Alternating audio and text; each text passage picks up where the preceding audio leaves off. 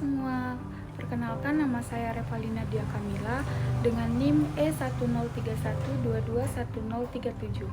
Kali ini saya akan membahas materi mengenai teori modernisasi klasik.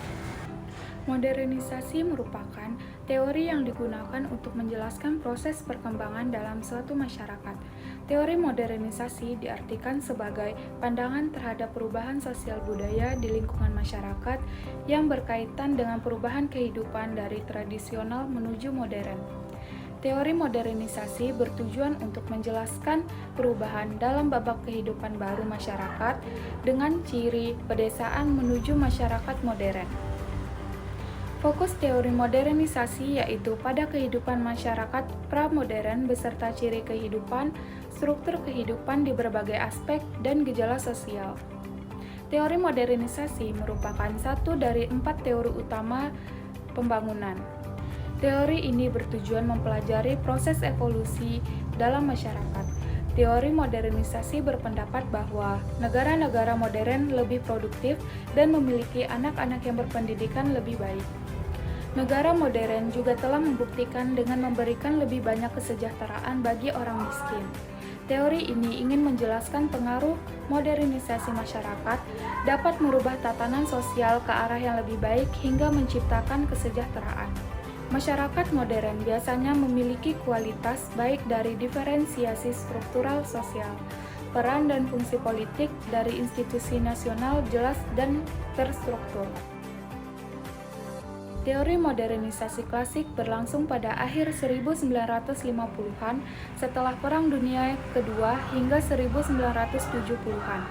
Bermula dari munculnya Amerika Serikat sebagai negara adidaya, sementara negara-negara barat lainnya seperti Inggris Raya, Prancis, dan Jerman dilemahkan oleh Perang Dunia yang Kedua. Amerika Serikat muncul sebagai pemenang perang dan menjadi pemimpin dunia dengan implementasi Marshall Plan untuk mengkonstruksi Eropa Barat akibat perang. Kemudian terjadinya penyebaran gerakan komunis global. Seiring dengan Cina dan Korea, negara bekas Uni Soviet juga memiliki pengaruh di Eropa Timur. Setelah itu, diikuti munculnya bangsa baru di dunia ketiga sebagai akibat runtuhnya kekuasaan kolonial Eropa di Amerika Latin, Asia, dan Afrika.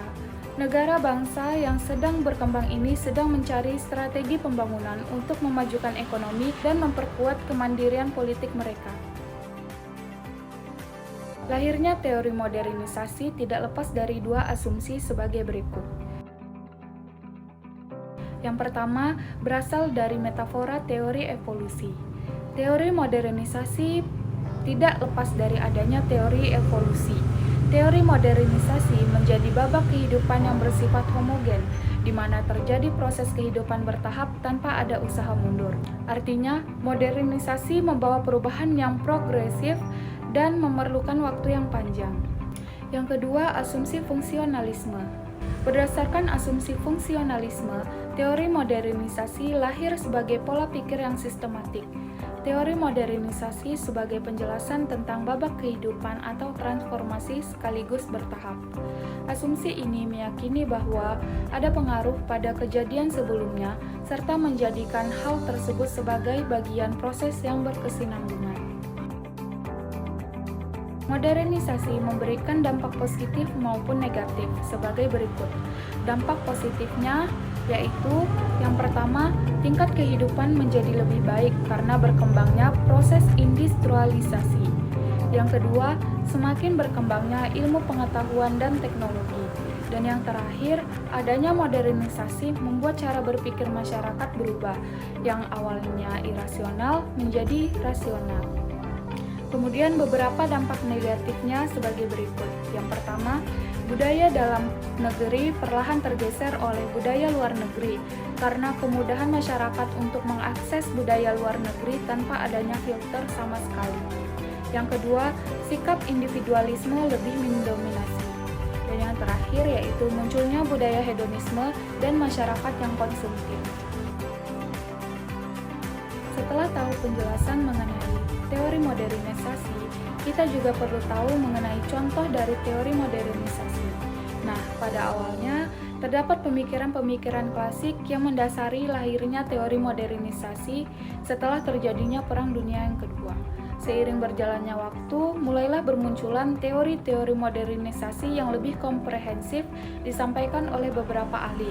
Berikut adalah penjelasannya. Yang pertama, teori modernisasi Niels Melzer. Teori ini menjelaskan bahwa modernisasi bersumber pada pemikiran diferensiasi struktural, di mana semakin banyaknya transformasi kehidupan modernisasi, maka akan terjadi ketidakteraturan struktur masyarakat dalam menjalankan bermacam fungsi, sehingga timbullah pembagian yang lebih khusus dengan pembentukan substruktural dalam masyarakat. Yang kedua, teori modernisasi Walt Whitman Rostow. Rostow menyatakan bahwa ada 5 tahapan pembangunan ekonomi, yaitu yang pertama, masyarakat tradisional. Tahapan ini ditandai dengan kegiatan bertani dan barter. Yang kedua, persiapan tinggal landas. Tahapan ini ditandai dengan adanya spesialisasi, produksi barang dan perdagangan. Selain itu, infrastruktur transportasi dikembangkan untuk mendukung perdagangan. Tahapan ini pada akhirnya mendorong adanya investasi. Yang ketiga, tinggal landas. Pada tahapan ini terjadi peningkatan industrialisasi dan ekonomi, beralih dari pertanian ke manufaktur. Yang keempat, menuju kematangan. Pada tahap ini terjadi diversifikasi ekonomi ke daerah baru dan sedikit ketergantungan pada impor.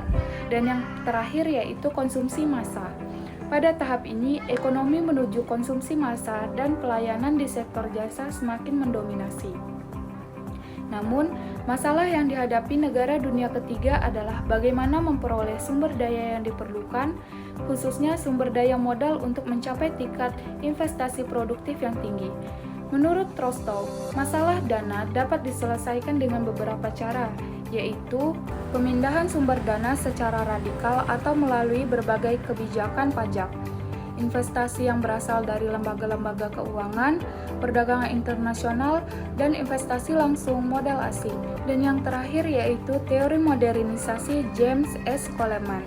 Modernisasi politik merujuk pada proses diferensiasi struktur politik dan sekularisasi budaya politik yang mengarah pada etos keadilan. Terdapat 3 hal pokok yang dinyatakan oleh Coleman, yaitu diferensiasi politik dapat dikatakan sebagai salah satu kecenderungan sejarah perkembangan sistem politik modern. Prinsip kesamaan dan keadilan merupakan etos masyarakat modern, serta usaha pembangunan politik yang berkeadilan akan membawa akibat pada perkembangan kapasitas sistem politik. Baik, sekian materi yang dapat saya sampaikan, kurang lebihnya saya mohon maaf. Akhir kata, Assalamualaikum warahmatullahi wabarakatuh.